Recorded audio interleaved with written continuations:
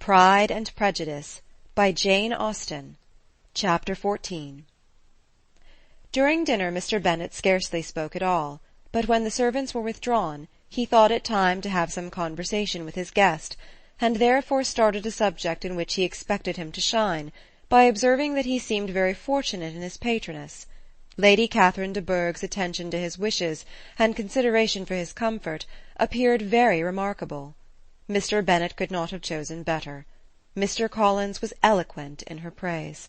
The subject elevated him to more than usual solemnity of manner, and with a most important aspect he protested that he had never in his life witnessed such behaviour in a person of rank, such affability and condescension, as he had himself experienced from Lady Catherine. She had been graciously pleased to approve of both of the discourses which she had already had the honour of preaching before her. She had also asked him twice to dine at Rosings, and had sent for him only the Saturday before to make up her pool of quadrille in the evening. Lady Catherine was reckoned proud by many people he knew, but he had never seen anything but affability in her. She had always spoken to him as she would to any other gentleman. She made not the smallest objection to his joining in the society of the neighbourhood, nor to his leaving the parish occasionally for a week or two to visit his relations. She had even condescended to advise him to marry as soon as he could, provided he chose with discretion, and had once paid him a visit in his humble parsonage, where she had perfectly approved all the alterations he had been making, and had even vouchsafed to suggest some herself, some shelves in the closet upstairs. "That is all very proper and civil, I am sure," said Mrs. Bennet, "and I dare say she is a very agreeable woman. It is a pity that great ladies in general are not more like her. Does she live near you, sir?" "The garden in which stands my humble abode is separated only by a lane from Rosings Park, her ladyship's residence." "I think you said she was a widow, sir.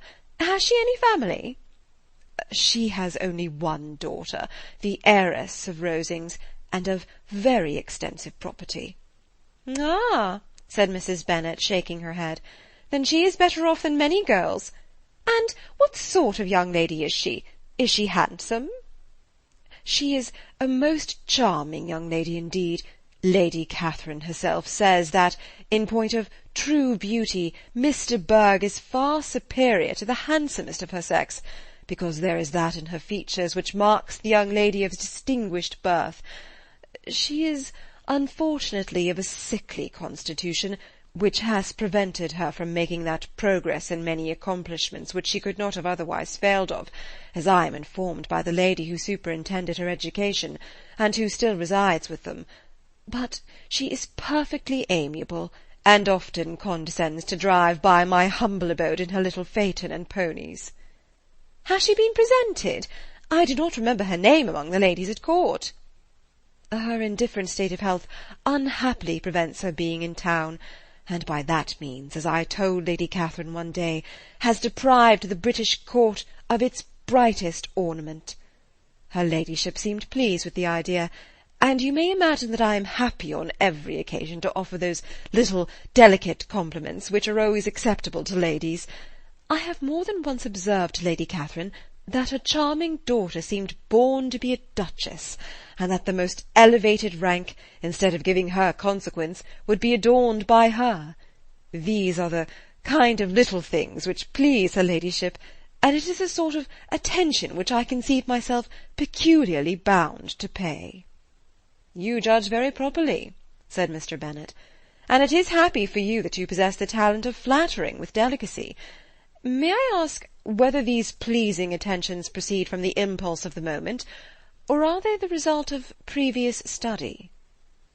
"They arise chiefly from what is passing at the time, and though I sometimes amuse myself with suggesting and arranging such little elegant compliments as may be adapted to ordinary occasions, I always wish to give them as unstudied an air as possible." Mr. Bennet's expectations were fully answered. His cousin was as absurd as he had hoped, and he listened to him with the keenest enjoyment, maintaining at the same time the most resolute composure of countenance, and, except in an occasional glance at Elizabeth, requiring no partner in his pleasure. By tea-time, however, the dose had been enough, and Mr. Bennet was glad to take his guest into the drawing-room again, and when tea was over, glad to invite him to read aloud to the ladies. Mr. Collins readily assented, and a book was produced, but on beholding it, for everything announced it to be from a circulating library, he started back, and, begging pardon, protested that he never read novels. Kitty stared at him, and Lydia exclaimed. Other books were produced, and after some deliberation he chose Fordyce's Sermons. Lydia gaped as he opened the volume, and before he had, with very monotonous solemnity, read 3 pages, she interrupted him with, "Do you know, mamma, that my Uncle Phillips talks of turning away Richard, and if he does, Colonel Forster will hire him.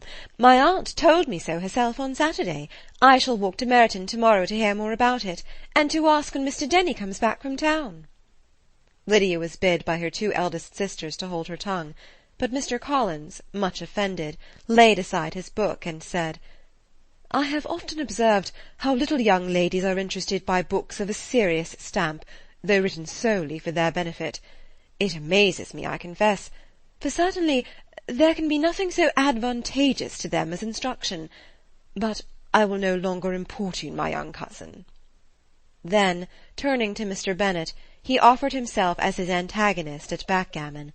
Mr. Bennet accepted the challenge, observing that he acted very wisely in leaving the girls to their own trifling amusements. Mrs. Bennet and her daughters apologized most civilly for Lydia's interruption, and promised that it should not occur again, if he would resume his book. But Mr. Collins, after assuring them that he bore his young cousin no ill will, and should never resent her behaviour as any affront, seated himself at another table with Mr. Bennet, and prepared for backgammon. Chapter 14